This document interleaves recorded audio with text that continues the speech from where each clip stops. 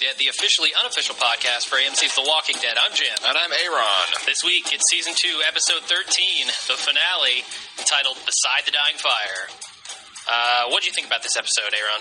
I really liked it a lot. Yeah, that was a good one. Everything's always, for me, trying to dethrone the pilot. Yeah. It didn't come quite that far because it's the tone isn't there, right? Yeah, the horror and the emotional impact, but it's my second favorite of all time, I think. Yeah, a lot, really good action. You really felt the zombie attack in this one. Single-handedly got me licking my chops for Season 3. Oh, you're back on that train again, huh? Yeah, I'm really looking forward to... That's kind of how they do it on The Walking Dead. They really hit you with the last episode and make you really want to come back for the at least in Season 2 they did. Season 1, the CDC was... okay, I liked it better when we recapped it the second time through, but it kind of felt a little bit of a letdown. Well, they have a way of resetting the show as well, you know? True. Like, they're kind of on to the next place now. So. We fucked up Atlanta so bad, we can't come back. We got to go to the farm, and now we fucked up the farm, and pretty cool episode overall. Do we have any news this week? I do, because helpful listener Mike S. sent in a headline for us. So The Walking Dead ranks as a #1 drama series in basic cable history in such key demographics as adults and men age 18 to 34, adults and men 18 to 49, adults and men 25 to 54. Notably absent women. There are 8 of those watching. Yeah, if you weren't turned off by zombie blood and guts, then Lori probably drove you off too. Yeah. For Season 2, the series averaged 6.9 million viewers, up 32% versus Season 1, 4.6 million adults in the demographic 18 to 49, and 4 million in 25 to 54, which is again up 32%. Nice. Mike S. elaborates, basic cable meaning excludes HBO, Showtime, and Stars. I can't be certain, but I believe Sopranos at its height is the only cable drama more popular than The Walking Dead right now. And I'd be surprised if Sopranos was more popular, because usually they don't, like, a really smash hit on HBO or Showtime is a couple million people. Yeah. Just because there's not that many people that have HBO and Showtime. Mm-hmm. Yeah, it's a pay channel. Every barrier of entry, network TV gets bigger ratings than basic cable, which gets better than premium, which gets better than pay. So that's really good. I have a huge. They basically held on to all their new audience.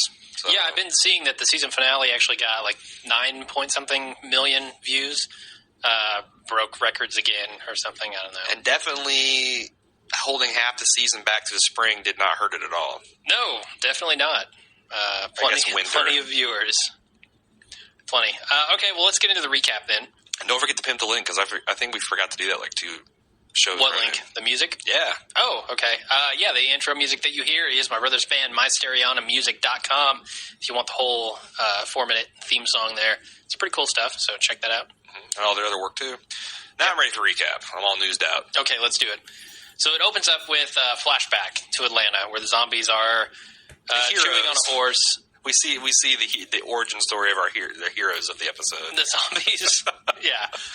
And they see a helicopter fly over, so they follow it out of the city, basically until they come across a fence.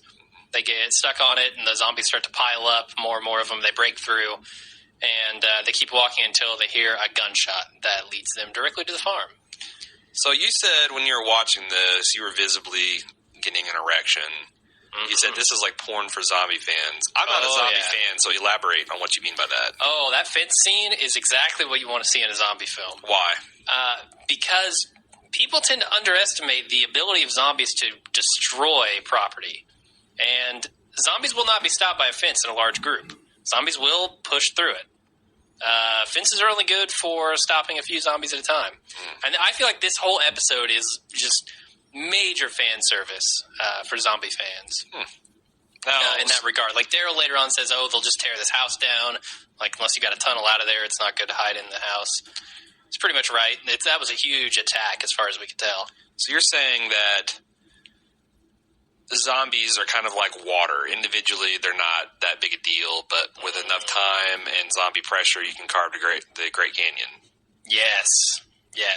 So, and also, it's like they couldn't literally tear the house down, I'm guessing, but They could bust through any fortification and break down any door and go through the weak points. And it's not like they're going to reduce the house to rubble. Probably not. They'll just get to you and kill you. Oh, yeah, definitely. That's a sizable horde, too. I love the way that they did this because they had the horde, like, everywhere. And they weren't just one giant wall of zombies. They were spread out. So you could run it between them. But it was fucking scary to see, like, Rick and Carl running for the barn in between, like, zigzagging between zombies. And there was a nucleus of, like, that heightened zombie activity, but you're right, it spread out. The flock kind of... Yeah. It's not like it was just, well, we got past this last zombie, we're safe. It's more like the zombies just got fewer and fewer and fewer the further out you got from the farm. Yeah, and I think that's the thing that a lot of people don't realize with this. The episode feels a little weird because they get off of the farm later on, right? And then Daryl is riding his motorcycle away from the farm, and he's still passing tons and tons of zombies in front of him. Oh, yeah. So what obviously has happened here is the zombies are spread out in a giant line, and not all the zombies even know about what's going down at the farm, I don't think. They're so far away from the farm on the outskirts that they just keep walking, and then as you're driving past, you see tons of zombies. What do you think about the helicopter and its significance? I mean, we kind of thought there was something in that because that's from the pilot episode. Rick seeing the helicopter kind of riding almost to his doom. We see it again, and it seems to be the catalyst of yet another major event in the series. Arguably, if it wasn't for the helicopter, Rick might not have gotten in with Glenn and etc. Yeah. What do you think? Where is the helicopter going to turn out to be important? Or is this just the Dawn of the Dead homage? I don't know. I haven't seen anything in the show that would lead me to believe that that's going to be significant to the plot. Like, okay, it led the zombies there, but anything could have led the zombies there, you know? They just happened to be following the helicopter, and then it didn't even lead them out there. The gunshot did. So I don't see it from the history of the show having anything to do with the actual plot. I feel like it's just there to say, oh, isn't this cool that the same helicopter that Rick saw is now the problem that he's dealing with on the farm. Isn't that, it's got to mean something in that a helicopter, in a way that like a Cessna is not, is a very complex thing to keep in the air. Mm. It's not like someone's got a helicopter in their garage and are taking amateur helicopter, you know, just flying around and doing drive-bys. That, to me, says there is some remnants of military or government presence.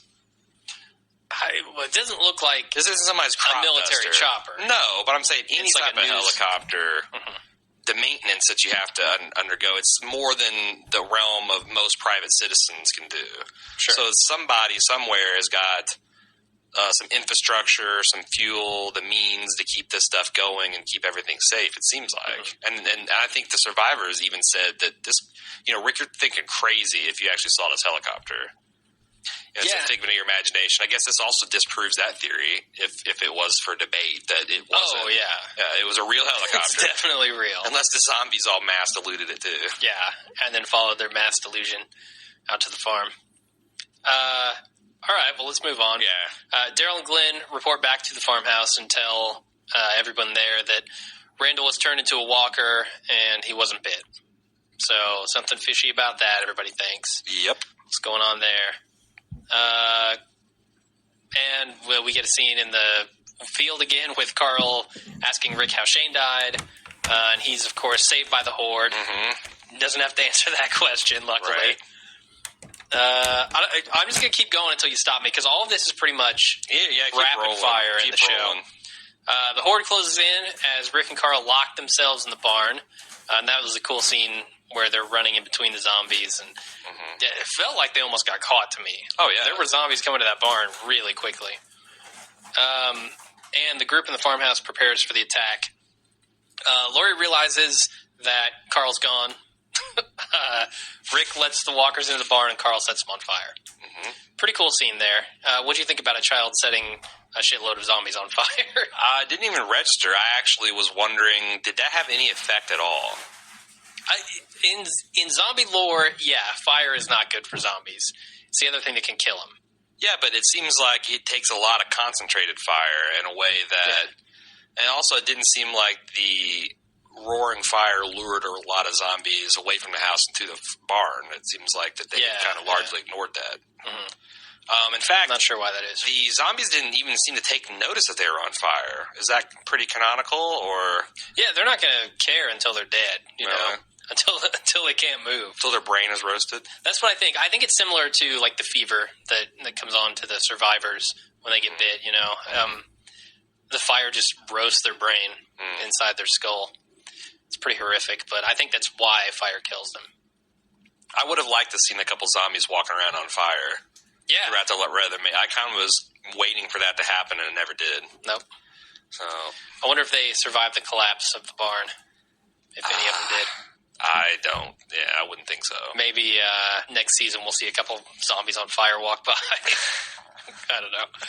So then the group drives out into the field, shooting and running over zombies.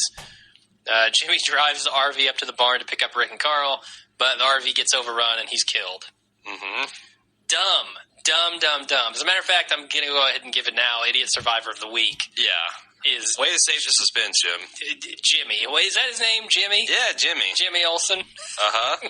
No, I mean, okay, so let's diagram the stupidity. Okay, He rolls into a horde of zombies with his windows wide open. Mm-hmm. And then instead of, like, listening for the two thumps to hit the roof and flooring it, he decides, what the hell's going on? I know, I'm going to go to the door. And to me, it played like he flung it open. How else does it happen? Because those doors don't open inward, do they? Those doors open outward on RVs. I kind of There isn't enough room to open inward. Yeah. You got a staircase there. Yeah, I'm not a Winnebago man, but it seemed like very odd. It's weird to me how he died. Like, he is literally in a fortress. Yeah. How could you possibly get killed inside that RV? Right. Well, I mean, unless the door was not locked and the zombies came through, 'cause Yeah. they can do that. I mean, they know how to work. It seems like they would know how to work doorknobs and things like that. I don't know. But it seems like, yeah, you could. But they could push in. Yeah. I don't know, man. Jimmy he's dumb. He got killed for his own stupidity. It seemed like and it was definitely gruesome. So if you're looking for, Yeah. I mean, that's the one thing that, man, you don't die easy when a zombie's just eating you alive. No, God, no. It's not just like rip your throat out and you pass out. It's in this universe, you are going to, Especially if they don't start with a vital part of your body. your jugular is pretty vital. Yeah, but if they start eating your legs or something, Well, yeah. that's no good. Yeah, sure, legs. I'll go along with legs. But it seems like if they're ripping your guts out and they bit your jugular into jugular. They bit your Juggalo. they bit your juggalo into. You'd be dead. So Definitely. All right, so what'd you think about the shooting from the vehicles? This is all over Reddit, by the way, of course, as it should be. as a gun guy, I have to kind of turn that part of my brain off. Just like I have to turn the IT part when I'm watching Hackers or the Net or anything stupid like that. Jurassic Park. It's Unix. I know this. Yeah. It's really unlikely that these guys are getting headshots from moving vehicles. I'll buy that from Daryl. He pulls up his bike. Sure. He is badass. He squares up his feet and just starts, one hand shooting guys. But Glenn rolling around in a bouncing car with Maggie driving, I don't quite buy it. But me either. And I don't know why the show needs to see the survivors being this effective. It's not like they're doing anything. It's not making a dent in this horde. It would be kind of interesting to just see him take a couple rounds to, blow off an arm and have the zombie keep going, or hit him in the chest, and it just doesn't even have any effect. I feel like in the show, if it's not a headshot, they always want headshots because they think, oh, well, these characters need to be aiming for the head, and that somehow aiming for the head means hitting the head. Do you think there's actually people out there that, as they I see. If they would think, oh, those guys are dumb. Why aren't they shooting them in the head? Because you're in a goddamn car going 30 miles an hour through a field. I gotta say, it didn't annoy me. It struck me as funny. Yeah. It struck me as funny. Just along like with a couple other things in this episode. Yeah, that we'll get around to. Yeah, definitely. So the group continues to ride around killing zombies while Lori freaks out about Carl being missing. Yeah, Lori seems at various points desperate to get eaten by a zombie. And for whatever reason, survivors are trying to talk her out of it. I don't know why. Like Carol's pointing out that, hey, if we ever do find Carl, he's going to need his mother alive. So why not you? And then that's the other thing. Lori, who I've never seen hold a handgun before. Well, no, that's true. She did save herself. Although the point-blank headshots once she flipped over her car. And now suddenly she's hitting from... Yeah, she's Annie Oakley over here, headshotting zombies in the dark. Yeah. Completely emotionally upset. But, again, funny. Shouldn't she leave that for the men to do? Yeah, there's cucumbers in there. Yeah. Ain't nobody slicing them. Absolutely. Who's going to do it? Selfish Lori. So, in the meantime, Herschel is outside just unloading on zombies, killing a ton of zombies, and Patricia gets got by the horde. Yeah. Done in pretty fantastic. We actually counted, at one point on screen, unbroken by reloads, Herschel shot 10 shots. 10. Now, there's also a bunch of, rhythmic shotgun shots before and after, but I'm saying that it was the camera stuck on him. Yeah, you can actually see those. That's crazy. Yeah, he fires at least 20, 25 shots. Oh, yeah. And I never hear a pause for him to reload. I did until you see him at the end. Yeah. So, that's pretty cool. He had, infinite ammo. Infinite ammo for his shotgun, yeah. It's like a 5+1 gun, and he's shooting 20 times without reloading. Definitely. Yeah, that one's all over Reddit, too. People really got on him for that. Yep. So then Maggie tries to follow the rest of the group back to the farmhouse, but she gets cut off, and her and Glenn decide to take off, leave the farm. Glenn got a little alpha on her. Yeah, Glenn needed to. I mean, what else were they going to do? She was freaking out. You know, she freaks out later on, too. Mm-hmm. And Glenn does the same thing. Herschel's still firing off his unlimited ammo when Rick saves him, convinces him to abandon the farm. With a point-blank shot from his .357 Magnum right by Herschel's ear. Yeah. This is what Herschel would be hearing for the next 30 minutes. And that's all. Yeah. None of that conversation that he had with Rick. It'd be like... and that's it. Yeah. I can't even imagine. I've had someone shoot a .357 Magnum by close to my head wearing ear protection, and the freaking blast wave, I could feel it inside my earmuffs. If that just went off unprotected, oh my God, it'd be like a flashbang hitting you. Why does it feel like the people in charge of the gun scenes and the gun handling don't know what the fuck they're doing? They don't. Halfway through this episode, or half the time in this episode, Glenn is pointing a shotgun right at his fucking face. Well, and he's also rolling around in a moving vehicle with a shotgun barrel pointed at his chin. And Herschel's scoring headshots with his unlimited ammo, firing from not quite the hip, but from the boob. He's not aiming that thing. No. He's just got it kind of underneath his arm and Arnold Schwarzeneggering it. Yeah, well, you grow up country, you learn a thing or two. Herschel grew up country. Exactly. Big country. So Andrea gets left behind with her giant bag of guns. Daryl watches the farm burn. When he hears Carol screaming, he runs over and picks her up on the chopper. Come on, I don't got all day. Yeah, great line. He's so casual. That's the thing. He's just matter of fact. Like, when Herschel's talking about making a last stand, he's like, well, good a night and ending to die. Yeah. And he's just like watching the barn burn, not really concerned. That was there are a lot of cool shots in this episode, and one of them I thought was Daryl watching the barn burn. I would love to get a high-res screenshot of that for my background. Yeah. Just him sitting on his chopper, watching the barn burn. Definitely. Like a boss. That's cool.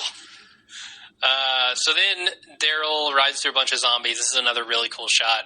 Yeah, because it's all foggy, kind of pre-dawn. It's foggy. They show it from multiple angles, like from the front, from his POV, and all sorts of stuff. Really cool there. This is where Maggie freaks out, and Glenn takes over driving duties. And then he tells her that he loves her. Finally. Yeah. It's about damn time. Did you have a problem with that? Because we had a couple listeners that did, and we're going to read one of their emails. I did not have a problem with it. I can understand if people say maybe the timing wasn't the best, but he's trying to calm her down, you know? Or jolt her from one hysterical situation to another. Yeah. Well, it was certainly effective, right? She calms down a little bit when she hears that. Right. She's not too worried about the zombies anymore. So I didn't have a problem with it. But I thought it was racist on the writer's part to have an Asian man doing a Chinese fire drill in the middle of a zombie attack. Come on. How insensitive can you get? I don't know. We'll let our listeners tell us at the end of this episode. So Rick and Herschel and Carl arrive on the highway where they left supplies for Sophia. Carl wants to go look Carl wants to go look for his mom, and Herschel wants Rick to take Carl somewhere safe. Rick decides that they'll stick together. So he's going to stay there. I thought it was funny, the look on Rick's face when Carl's like, please, come on, this is my mom. And he's kind of looking there torn. And I'm like, you see, Carl, your mom is what we call a psycho. We will be better off without her. Yes.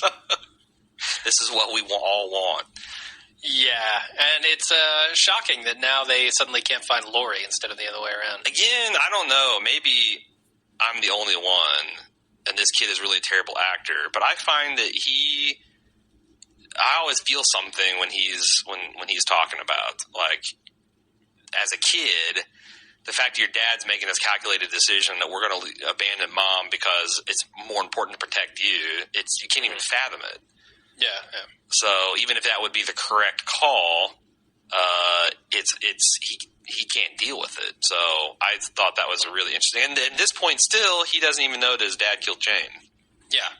Which I kind of lost track of until the end of the episode when he started crying when he found out. I was like, oh, that's right. Yeah, nobody knows until he tells Lori, and then she's the only one that knows, and then he immediately tells everyone else. So that kind of blows the theory that Carl was drawing on his father, because we talked about that a lot in the last podcast, that it looked like Carl kind of drew on Rick because he thought he saw Rick kill Shane. That couldn't have been true. Man, the way they cut that. I know the way they cut it. Yeah. They're playing a little fast and loose, but I think that can't be right because of Carl's reaction to this. Yeah, I feel you there. But he does draw the weapon before Shane gets up off the ground. So, I don't know, man. We'll have to go back and watch that again. What do you think about Herschel's attitude here? Herschel, if Walker gets me, so be it. Right. I like it. I lost my farm, my wife, my daughters, my couch. Oh, my God, couch. Goodbye, old friend. And then they slipped in another religious reference. You know, this season, Rick calls him a man of faith, right? Which is weird because at the bar, he kind of renounced all that. But now I feel like he's back on it, but he's kind of confused, doesn't know what God's plan is. Yeah, maybe God's plan is Armageddon through Walking Dead. Yeah. I didn't feel like he renounced his belief in God in the bar. More so just his belief that the walkers could be saved. You know? I don't think he was, like, shunning all his previous religious thoughts. Really? At least that's not the way I read it. Okay. All right, well, let's move on. T-Dog doesn't want to go back to the highway, but when Lori threatens to leave, he gives in, unfortunately. I say drop her off on the side of the road and head down. Cool. Keep going, but no. And I went nuts last night when, in begging T-Dog to turn around, Lori called him T-Dog. Yeah. I have a real problem with this grown-ass man being called T-Dog. No. Why? Real. It's on his birth certificate. Why the hell didn't they call this man Tyrese and call it good? T-Dog. I don't know. It's when she's like, oh, T-Dog, please. I can't stand it. You can't have a serious dramatic scene and be called by that name. like if somebody's name was Jimbo, I mean, it'd be the same thing. That's a real name. Or if your name was DJ Pauly or whatever, I don't care what. Or The Situation. Like, if Mike The Situation from Jersey Shore was in this show, and Lori would be like, come on, The Situation. Have the heart. The guy does have a name. We fucking know it. It's Theodore.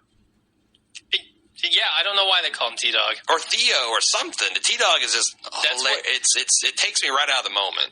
That's what he wants to be called. It is, apparently. Well, Why would he they also call it wants to drag Lori and the other girl off to the East Coast, and she wasn't standing for that. So now you That's draw true. the line and say, no, fuck it, I'm getting out, and you're not T-Dog. Theodore. I can't take you serious. All right. Well, if you ever meet him, don't call him T-Dog. I will. I'm sure he won't mind. I want to have him sign an autograph and autograph it as not T-Dog. Okay, you can do that. Then a walker passes Rick and Herschel on the road. Just as they're about to leave, the rest of the survivors show up. They count their losses and head on down the road. I love the Argyle sweater on that dude. Yeah. Especially when Daryl called him, like, you got to stay away from the big roads because there's all these assholes like this guy. Yeah. I thought it was cool that, I don't know, Daryl showing his marksmanship again. Mm-hmm. Blast that zombie right through the eye, man. Thank God he made a bunch of more arrows, too. Because we were kind of worried that he was getting low on the arrow supplies, but Did he pull this one out of the zombie? I don't know. I would assume so, since he wasn't really rushed or harried. Mm-hmm. That's what I think. Also, like I said, I'm nitpicking the fact that everyone showed up at the exact same time at the meetup place. Yeah, whatever. That, if you're going to have it do that way, I wish you hadn't even shown it. I wish you'd kind of seen, like, the next scene, there's three more of them are there, and then one finally pulls up. And then you just assume that they've all made it back there. Yeah. But, come on, man. I don't know. They're all leaving from the same place. They're all going to the same place. That's a thing. They all... whatever. Yeah, it's not a big deal. Not at all. I can't let this show get away with a good episode. I got to kick it in the ribs a couple times. Shame on you. I got to curb stomp it. Speaking of curb stomping, Andrea with her giant bag of guns still being pursued by a ton of walkers, and she finally runs out of ammo. So we have to say that Andrea has turned the corner to badass officially through this season. Yeah. It was a rough ride. She almost killed Daryl getting there. Yep.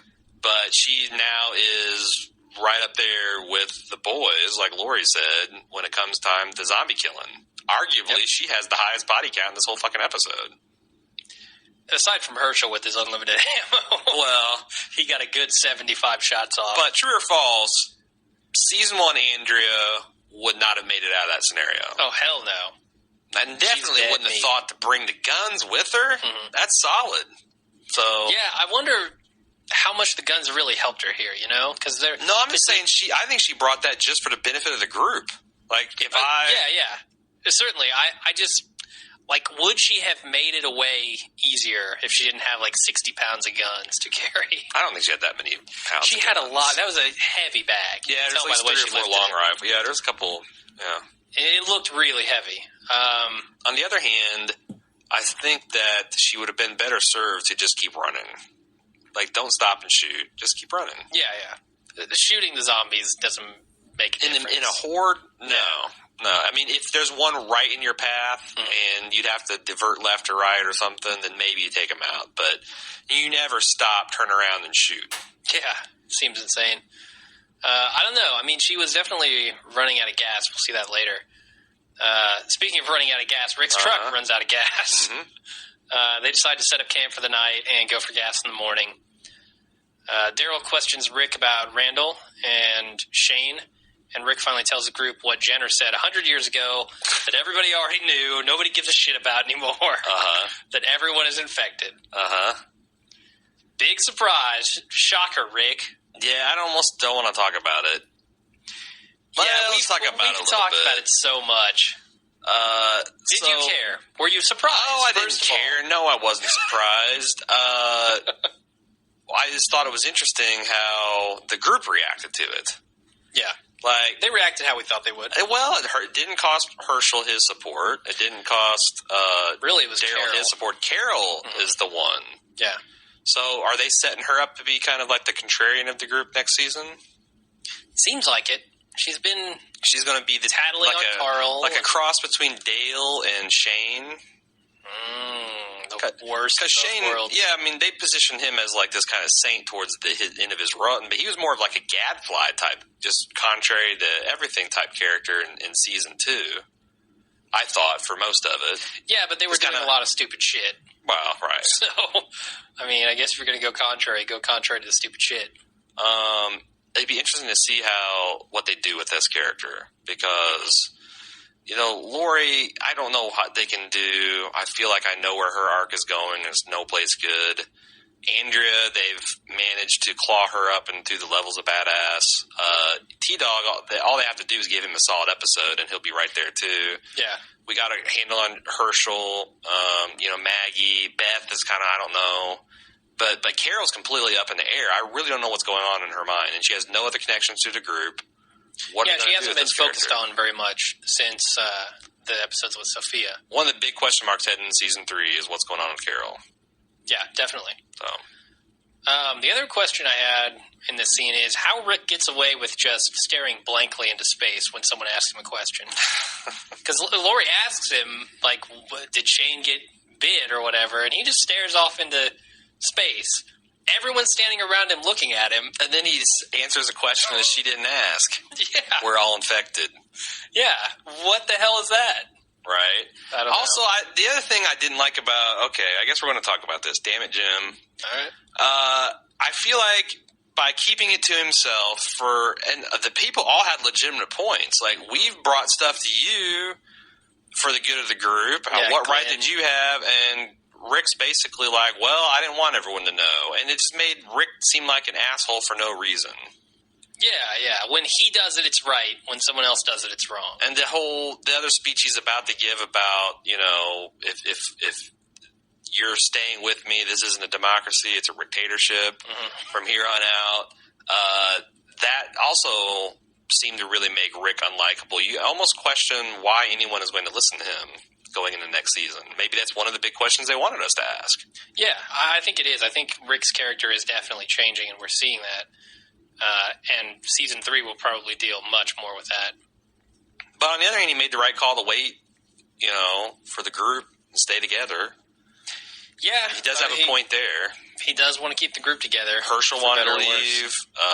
T-Dog wanted to leave. If they had taken off, obviously T-Dog and Lori and Beth would have headed through the coast, and the whole group would have fragmented. So yeah, definitely. He makes a lot of bad calls, but that was a good one. Yeah. So I did want to point out here that we're coming up to the... Well, Rick mentions here that it's been like almost a whole day and they're going to make camp, right? Mm-hmm. Because we saw the zombie attack happen the night before. It got to be dawn. Yeah, it became to dawn. And then apparently this has been an entire day that they've been driving back to where Sophia was. No, because that's within walking distance. That's only a mile. That's only a couple miles from the farm. Well, they drove out of the farm. Like, Daryl on his chopper, it's still dark when he drives out of the farm. Well, I think it was just before dawn, though, at that point. But why would he suggest setting up camp? Is this where he suggests setting up camp? Yeah, so you're saying that there's a timeline problem, and I'm agreeing with you. I just don't know where the timeline problem is, because the wild card you don't know, I feel like Rick and Herschel got there just before dawn, or just after dawn. Okay. You don't know how long they stayed and waited for Sophia. It was through several commercial or not waited for Sophia. Yeah. Waited there by the Sophia rendezvous point. We don't know how long he stayed there. It kind of implies that they stayed there most of the day. Yeah, it does. If they're going to set up camp for the night, they're not going to do it in the morning. Then they got off on a road, but I'm thinking and that's the other big question is, how is Andrea going to rejoin the group? Because if they didn't spend the majority of the day there, they drove several hours away. Mm-hmm. And how the hell would Andrea even know where they were going? Then they got off on a road, but I'm thinking and that's the other big question is, how is Andrea going to rejoin the group? Because if they didn't spend the majority of the day there, they drove several hours away. Mm-hmm. And how the hell would Andrea even know where they were going? Did Rick know where did they mention the particular location that they were shooting for? They were just going away. Yeah, in the opposite direction of the zombie attack, wasn't it? Yeah, I think they said they were just going to head east, right? Right. So, I don't know.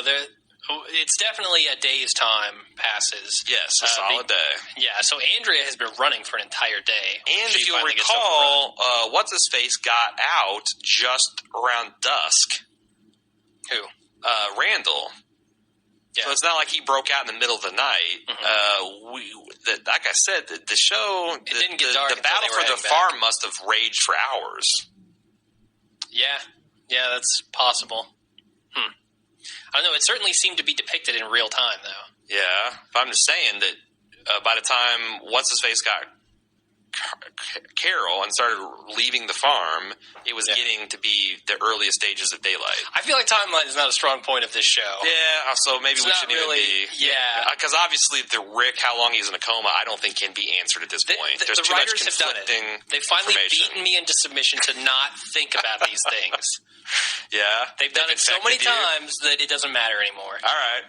God Well, let's damn it. stop wasting time arguing about it. All right, so then this is a scene where Rick admits to Lori that he killed Shane. What do you think about this scene, her reaction to it? Well, it was interesting because Rick had legitimate reasons to kill Shane.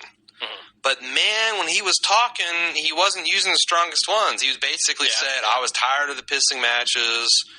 I just want him over. I wanted him dead. And the whole time, Lori went from hugging him to grabbing his shoulders to backing off.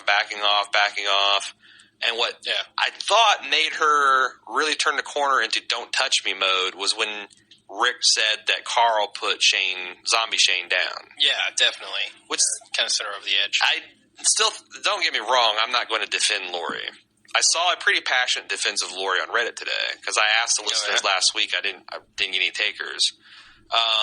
He said, laying out like, look, this woman went through the zombie apocalypse, thought she lost her husband, had an affair with the husband's best friend, husband came back, got almost raped, son got shot, almost died, found out you're pregnant, tried to get an abortion, got in a car wreck, got attacked. She's been through a lot, so maybe we should just ease up the throttle on condemning her a bit. I would if she weren't the catalyst for this event. Yes. That now she's suddenly appalled by. I mean, there might be legitimate reasons, but still I think it's pretty clear that the writers either want us to hate this character or don't realize that we hate the character. Don't know what they're doing because we hate the character. I'm going to go with the former. I think they want us to hate this character. There's ways to make a loathsome character likable. Yeah, Shane. we talked about this. Shane. Walt from Breaking Bad. But Lori is not, so. Definitely. So I definitely don't sympathize with Lori's reaction here because in my mind she's basically told Rick to go do this. Yeah. And then when he did, she freaks out. Agreed. I mean, she all but told Shane's dangerous. You need to eliminate him. To deal with it. Yeah. And then she has a change of heart and he kills Shane and now Rick's a monster or something. Yeah, and another big question going into season 3 is where is this relationship heading now? Probably to pretty dark places. I hope they don't, man, because that's to me going to be like continuing the triangle post-mortem. Yeah, no, I feel you there, but they've never had a particularly solid relationship to begin with. I have a feeling that's going to continue. I don't know. If I see some Shane B1 Kenobi crap going on with her talking to a ghost Shane or something, I'm out like Swayze. I'm ghost like Swayze. All right. So Andre finally gets overrun by walkers, but she's saved by none other than Michonne. That's pretty awesome. Spoiler! You don't know her name. You don't know that's Michonne. Oh shit! A dark hooded figure with Bruce, a sword. That's Bruce Willis from Unbreakable. It's Emperor Palpatine. So what did you think about the introduction of this unnamed character? Well, because I knew kind of how it would go. But I remember saying last night, what did people who have not read the comics think of that scene? Yeah, that's a wild scene. Because you've got people that are more or less rooted in reality. I mean, nobody is really a fantastic character to this point, except for maybe Daryl, and even then, he's just a really good hunter-tracker and proficient with firearms. I thought Shane was a good character. This person comes out of like some kind of Matrix or crazy Asian Western mashup, towing the two armless zombies with the cloak and the ninja sword. Doesn't say anything. Doesn't even show her face. No, I mean his or her face. I don't know. If you're not a comic fan, I don't know whether your reaction is "Whoa, that is badass" or like "What the fuck did I just see?" Yeah, I'd really like to hear from some of our listeners who haven't read the comics, don't know who that character is and what's coming. Because I was excited to see her and thought it was a very faithful, awesome intro for her. But she starts off by chopping a zombie's head off. That's not bad. And it's cool that like Andrea is a badass in her own right. It didn't feel like she was just getting bailed out. It felt like that she had done everything she could to survive and has, as you said, were out of gas and was saved by another badass. So, yeah. And this is the second time we've seen somebody roll in and save Andrea, right? First time was Maggie on her horse with the croquet mallet. Well, what's interesting, I actually wrote that in my notes. I almost forgot to talk about it, so thank you. The first time that happens, it's almost an identical situation. A walker grabs her, throws her on the ground. She's on her back. The first time, she can't do anything about it. Yeah. All she can do is savage the zombie with her face. She just hideous. This time, she's fighting tooth and nail. She's going to beat the zombie in the face with her fist if she has to. Mm-hmm. So I thought that was an interesting bookend for her character in this season. Yeah, it shows how much she's changed and grown. Mm-hmm. I did want to note that I don't think cutting off a zombie's head actually kills it, does it? Well, it incapacitates it. Certainly, yeah. It's really the same thing. As long as you don't step in its mouth or something. I guess. Yeah, it's not the same thing in my zombie kill of the week, though. No. All right. Unfortunately, that can't be it. It's kind of interesting to see what your zombie kill of the week is going to be. Oh, there's not going to be the beheading. No, it can't be the beheading. It's not a kill. Carol questions Daryl about why they're still following Rick. Maggie says they need to leave. Rick tells the entire group why he killed Shane and then goes full dictator. Played the henchman card, too. What, on Daryl? Yeah. Yeah. You're just Carol henchman. calls him a henchman. That's a classic bitch move. Daryl takes that in stride, too, though. Yeah, he's like, what do you want? A man of honor. Well, Rick has honor, so there. And Herschel's like, look, we got to listen to Rick. We got to stick together. Mm-hmm. Which is interesting. So really, no one is really in Rick's grill about what a bad job of leadership he's doing, except for Carol. And he goes into this crazy, I killed my best friend for you people. Mm-hmm. And I'm keeping this group together. And if you don't like it, you can hit the highway. All the time, he's pointing this gun at his wife and child, at Herschel, at T-Dog. He is a madman. Oh, yeah. Sweeping this muzzle to and fro. The only thing worse would have been a speech from Glenn. I mean, there's someone that wrote into us to point out that, like, he has a free hand. It's like his hand is full of something else. He's got the hand with the gun in it, and he's got the hand that's free that he could gesture at people without almost killing them. And he chose to use the gun. Yeah, that's the police training coming into play, man. Do you think that is just a brain fart on the show, or do you think that is intentionally the writer saying that Rick is kind of like almost deranged? Oh, hell no. That's just them not caring. Just not worrying about where the guns are pointed. All right. I don't think it's them saying, oh, he's out of his mind now. Mm-hmm.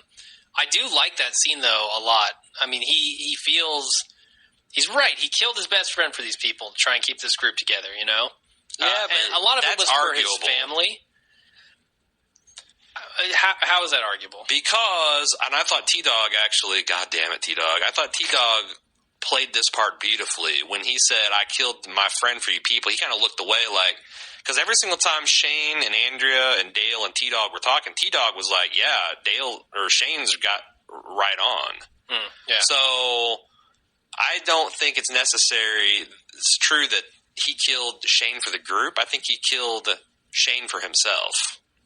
Because I don't think Rick would have done... Yeah, I'm with you there. Would Shane have done a bad job protecting the group? Oh, hell no. He would have done an awesome job protecting the group. Well, he would have done an awesome job protecting the people he thought needed protecting. Maybe well, he that would is have a gone point. Full dictator earlier.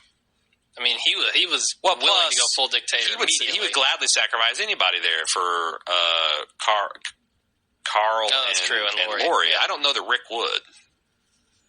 I don't know, man. I don't think he'd put him at risk for anybody, but I don't think he would necessarily abandon somebody just because he wouldn't do an Otis, for example. Yeah, and I mean, that might be interesting to see someone from the group in peril and someone from his family in peril. Mm-hmm. And you can only save one, like Dark Knight or something. Mm-hmm. See what happens. See which one he chooses. Right. Oh, maybe that'll happen eventually. That'd be interesting. So then we get the final shot of the prison. Of a prison. We don't know that's a prison. It could be like a boys' school. Actually, I couldn't tell what it was. It was so goddamn dark on the screen. And we have it in standard. We get ANC in standard def. So yeah, blurry and dark. It did seem like it's a prison complex. that was a shot straight out of the comics too, basically, the aerial shot of that. Definitely, and that's it for the episode. Yeah. It's a pretty good one. I felt the weight of this zombie attack the entire time it was happening. And this show does do action very well. Yeah. I mean, that's kind of when in doubt, it tries to go there. And sometimes its sin is it doesn't go big enough. Like, show's getting boring. Let's throw in the well zombie. The well zombie's not going to hit the spot. Yeah. You need a full-blown zombie attack. I'm wondering what they're going to do for the next one. It has to be even bigger, right? Like, the next time they get driven out of a location by a zombie attack, it needs to be enormous. It's going to be like George Lucas syndrome. Right, What's that? So this is like the Darth Maul versus Obi-Wan Kenobi fight, and now he's got to have like a stadium full of Jedi versus a bunch of robots. Yeah, it's the zombie Cold War. Yeah. Yeah. I don't know how you get better than this. I think what easier is you up the emotional stakes. Like here, none of the heroes died. I mean, Patricia and Jimmy. Oh, Patricia, what a hero. Yeah, there's not very many fan pages on Facebook for her. No. Poor Patricia. So I think the way you do it is you just up the emotional stakes the next time this happens. Yeah, yeah. And it never felt like any of the main characters were in that much peril during the actual fight. You know, they were all in cars. Rick and Carl were setting barns on fire and jumping onto RVs, and they were rescued immediately. Yeah. It wasn't like 10 minutes of them in the barn.